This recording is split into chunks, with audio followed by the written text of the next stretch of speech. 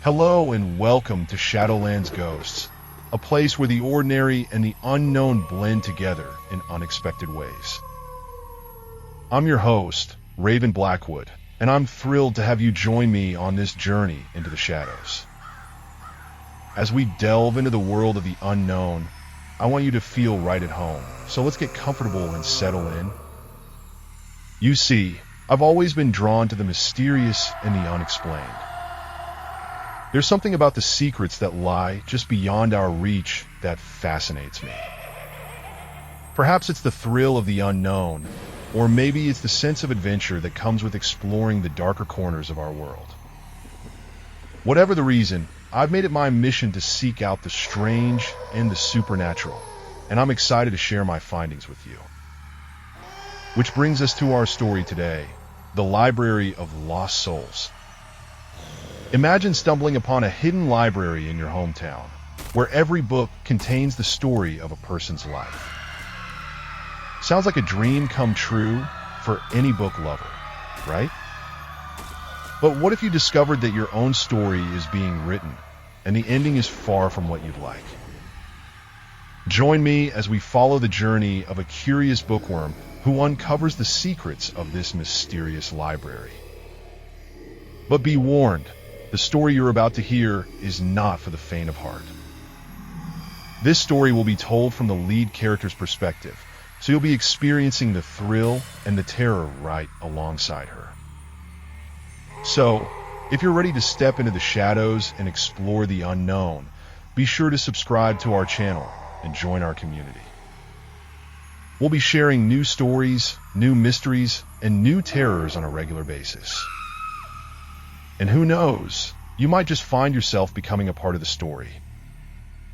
As I walk down the familiar streets of my hometown, the smell of old books and freshly brewed coffee wafted through the air, drawing me to the quaint little cafe on the corner. It was a chilly autumn morning, and the leaves crunched beneath my feet as I made my way to my favorite table by the window. The barista, Rachel, greeted me with a warm smile and began preparing my usual cappuccino. I settled in, surrounded by the comforting sounds and smells of the cafe, feeling at home among the dusty tomes and whispered conversations. As a bookworm, I've always been drawn to the written word, and this cafe was my sanctuary. I spent most of my free time here, devouring novels and researching local history. The owner, Mr. Jenkins, was an old friend who shared my passion for the written word. He often saved me the most intriguing finds from his antique bookstore, and I would spend hours poring over the yellowed pages, uncovering hidden gems. On this particular morning, I was working on a research project, delving into the history of our town. The more I read, the more I became aware of a peculiar gap in the records. It was as if a section of the town's history had been deliberately erased. My curiosity was piqued, and I made a mental note to ask Mr. Jenkins about it. As I delved deeper into my research, the cafe began to fill with the usual chatter and clinking of cups. But amidst the familiar sounds, I noticed a faint whisper, a soft murmur that seemed to come from nowhere and everywhere at the same time. It was a gentle hum, like the quiet turning of pages, and it sent a shiver down my spine. I looked around, but no one seemed to notice it. I shrugged it off as the wind outside or the creaking of the old building. As the morning wore on, the whisper grew louder, and I began to feel an unsettling presence lurking just beyond the edge of my perception. It was as if something was watching me, waiting for me to uncover a secret that had been hidden for years. I pushed the feeling aside, attributing it to my overactive imagination. But the whisper remained, a constant, haunting presence that seemed to be drawing me towards something unknown. I glanced out the window, and my eyes wandered to the old, mysterious-looking building across the street. It was a place I had never noticed before, with stone walls and narrow windows that seemed to stare back at me like empty eyes. The sign above the door read, "The Alexandria Archives." I felt an inexplicable pull toward the building, as if it held the key to the mystery I was trying to unravel. Little did I know, my life was about to take a dramatic turn, one that would lead me down a path of discovery and terror. The whisper in the cafe was only the beginning, a faint warning of the horrors that awaited me in the shadows of our town. And as I sat there, sipping my cappuccino, I had no idea that my own story was about to become the most terrifying tale of all. As the morning sun cast its golden glow over the cafe, the atmosphere inside seemed to shift. The air grew thick, and the whisper I had noticed earlier began to take on a life of its own.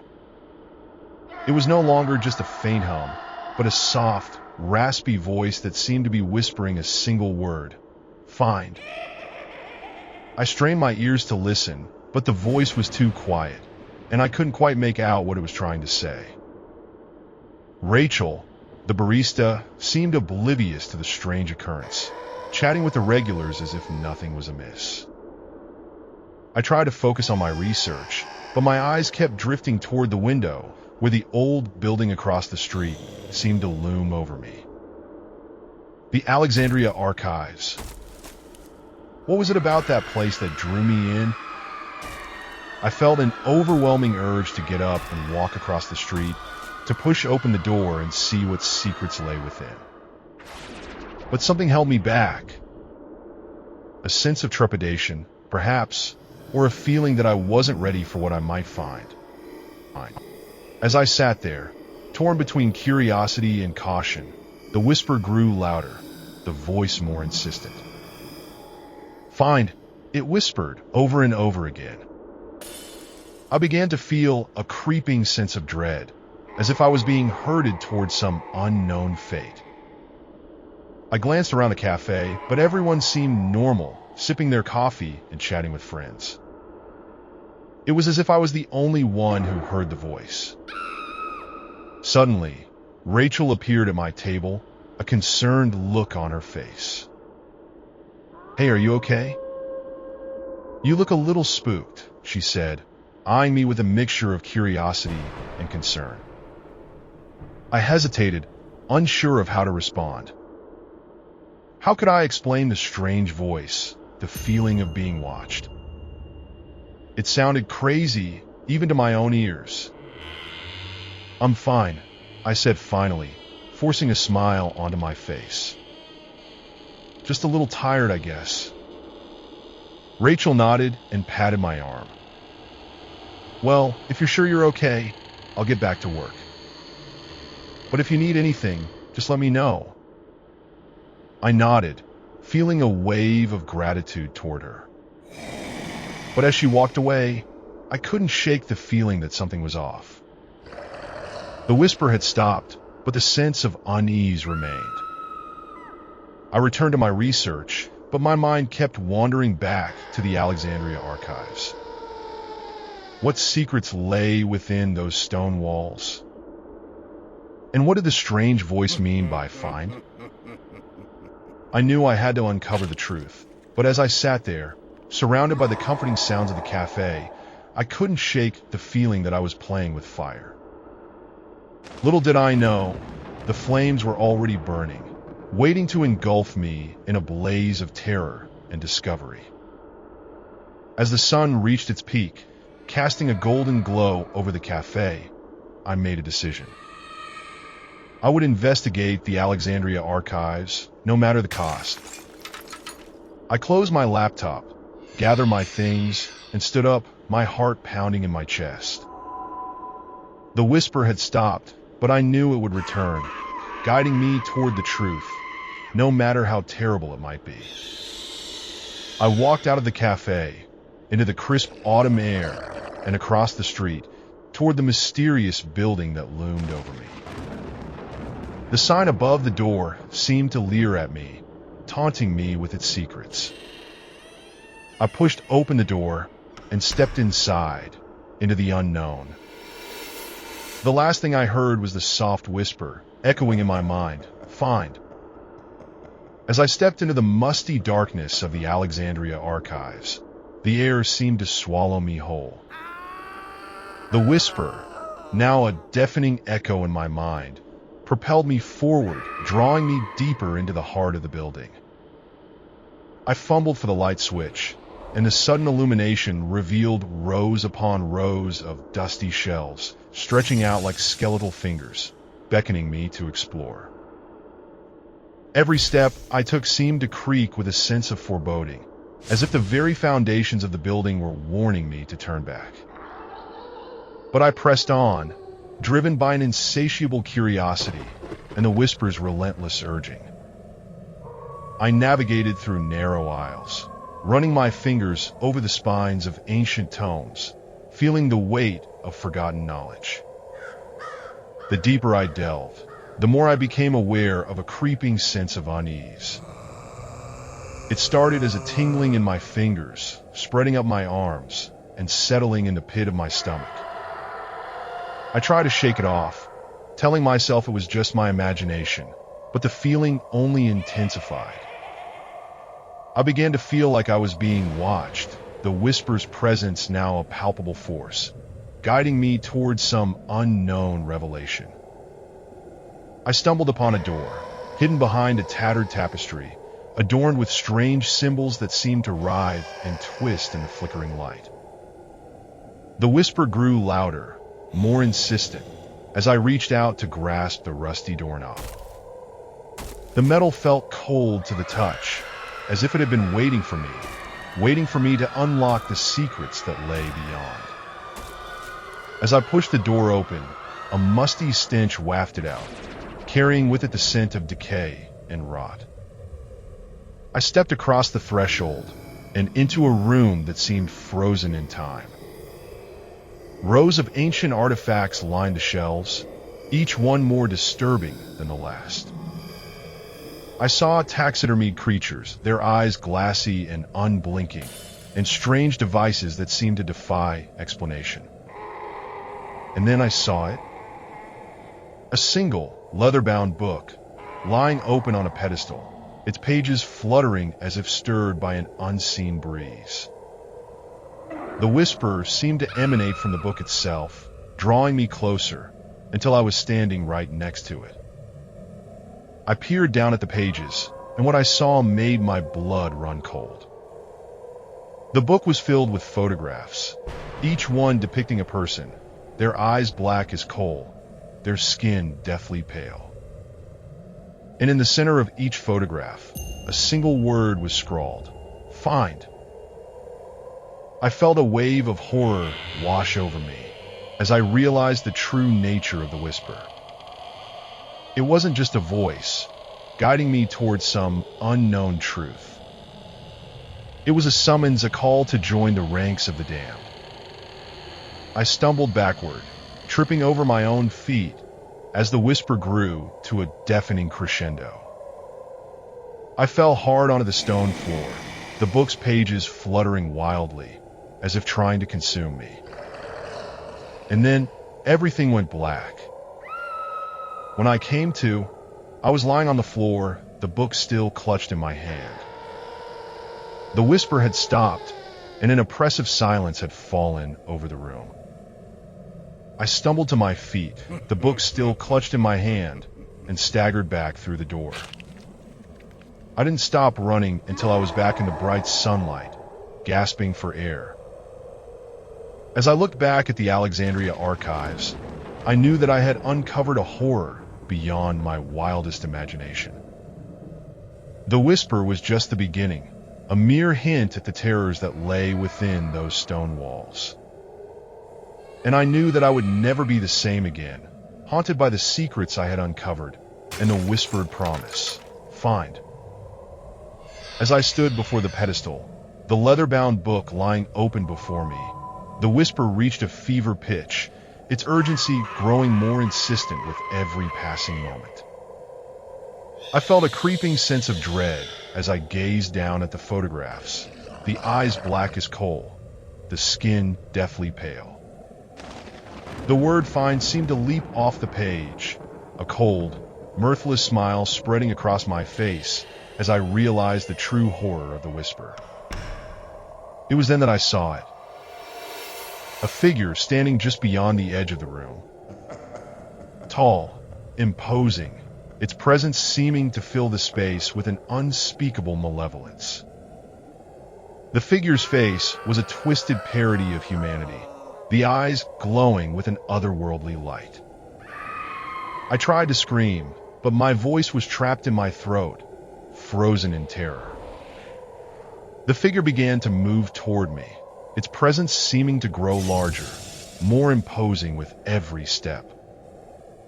I stumbled backward, tripping over my own feet as the whisper grew to a deafening crescendo. The book's pages fluttered wildly, as if trying to consume me, as the figure loomed closer, its hot, rank breath washing over me.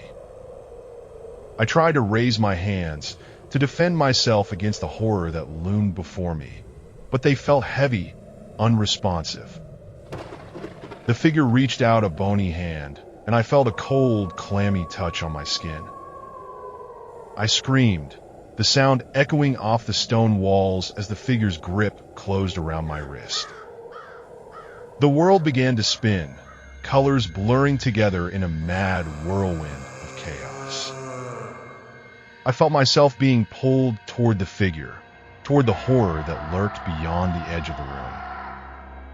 The whisper seemed to grow louder still, a cacophony of sound that threatened to consume me whole.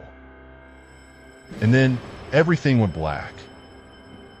When I came to, I was lying on the floor, the book still clutched in my hand.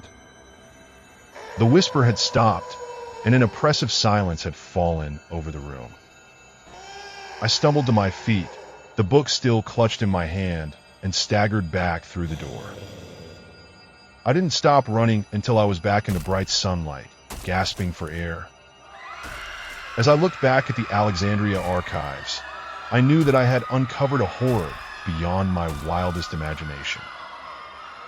The whisper was just the beginning, a mere hint at the terrors that lay within those stone walls. And I knew that I would never be the same again, haunted by the secrets I had uncovered and the whispered promise, find. The figure's face still lingered in my mind, its twisted, glowing eyes burning with an otherworldly intensity. I knew that I would never be able to shake the memory of that horror, that it would haunt me for the rest of my days. I turned away from the Alexandria archives, knowing that I would never set foot in that place again. But as I walked away, I couldn't shake the feeling that the figure was still watching me, its eyes glowing with an unspeakable malevolence. And I knew that I would never be able to escape the horror that lurked within those stone walls.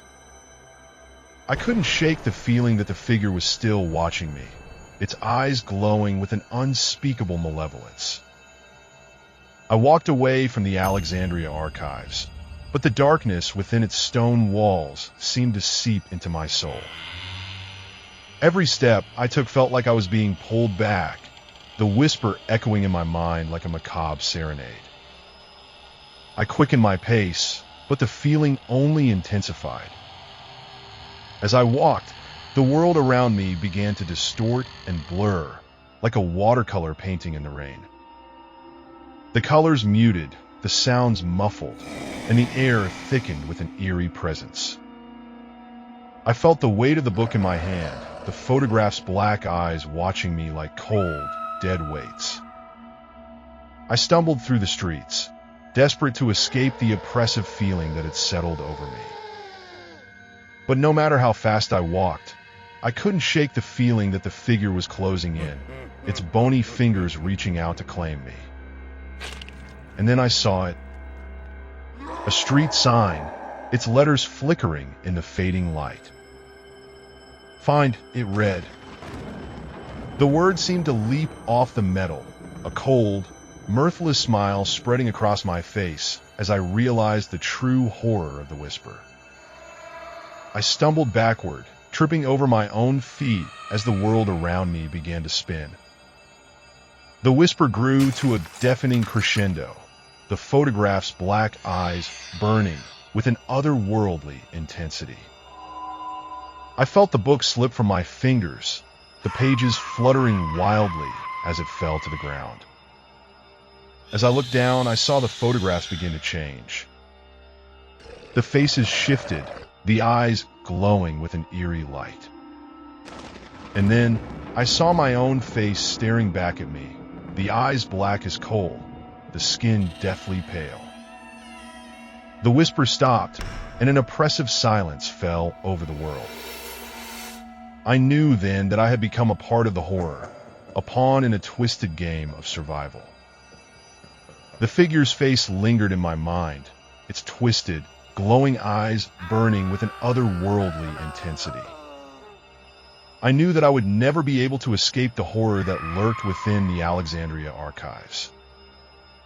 The whisper would haunt me forever, a constant reminder of the terrors that lay within those stone walls.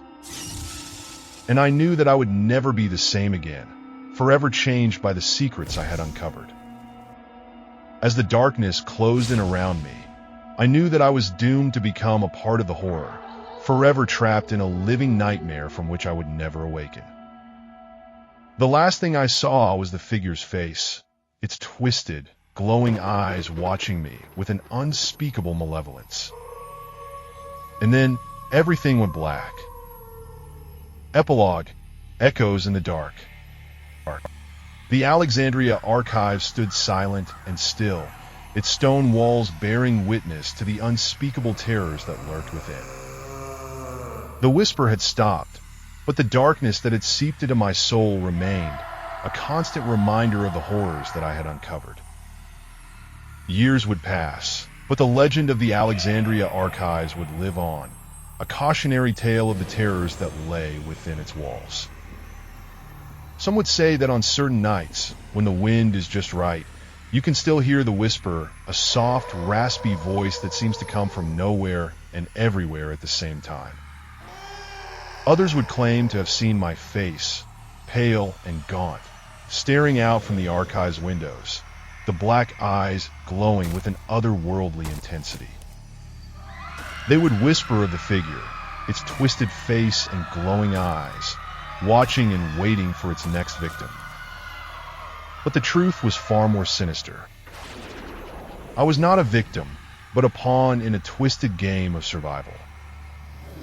The whisper had changed me, corrupted me, and I had become a part of the horror that lurked within the Alexandria archives.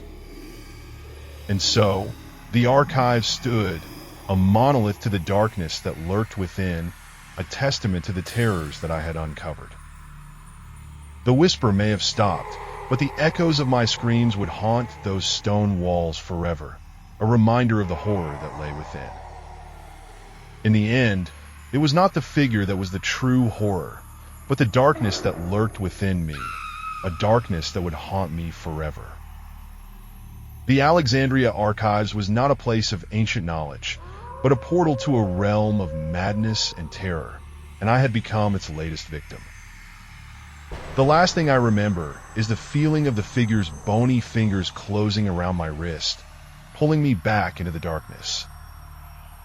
And as I looked up, I saw the twisted, glowing eyes staring back at me, watching me, waiting for me. The darkness closed in around me, and everything went black. But the echoes remained, a haunting reminder of the horror that lurked within the Alexandria archives, and the terror that I had become. Thank you so much for tuning in to this chilling tale of the Alexandria archives. It's been an eerie journey, and I'm grateful you've joined me on this dark adventure. As the echoes of the archives fade away, I hope you've enjoyed the experience and are eager for more.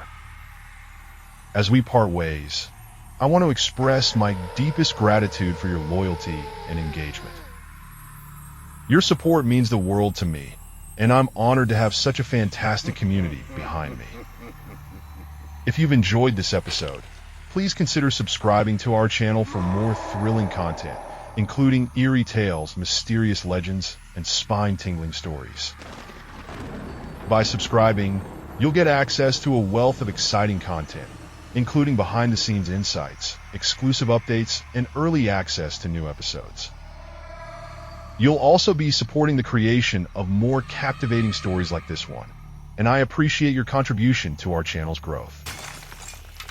So, if you're ready to embark on more thrilling adventures, click that subscribe button and join our community of fellow horror enthusiasts. Let's delve deeper into the unknown together and uncover more dark secrets. Don't forget to hit that notification bell so you stay up to date on our latest episodes and updates. Your support is invaluable, and I look forward to sharing more spine-tingling tales with you in the future. Once again, thank you for watching, and I'll see you in the next episode.